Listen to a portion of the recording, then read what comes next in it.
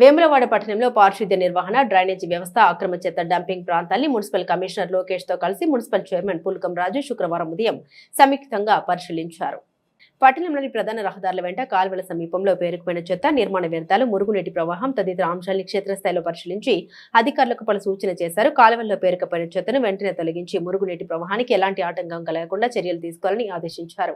అలాగే రోడ్ల పక్కన అక్రమంగా నిర్మాణ వ్యర్థాలు, చెత్త వేస్తున్న ప్రాంతాలను గుర్తించి బాధ్యులపై కఠిన చర్యలు తీసుకోవాలని సూచించారు. పట్టణ పరిశుభ్రతకు ప్రజలు కూడా సహకరించాలని, చెత్తను నిర్దేశిత ప్రాంతాల్లోనే వేయాలని విజ్ఞప్తి చేశారు. పారిశుద్ధ్య పనుల్ని మరింత మెరుగుపరిచేందుకు ప్రత్యేక కార్యాచరణ చేపడుతున్నామని, ప్రజలకు స్వచ్ఛమైన వాతావరణం కల్పించడమే మున్సిపాలిటీ లక్ష్యమని చైర్మన్ తెలిపారు. ఈ తనిఖీలో శానిటేషన్ ఇన్స్పెక్టర్ సుకుమార్, మున్సిపల్ సిబ్బంది పాల్గొన్నారు.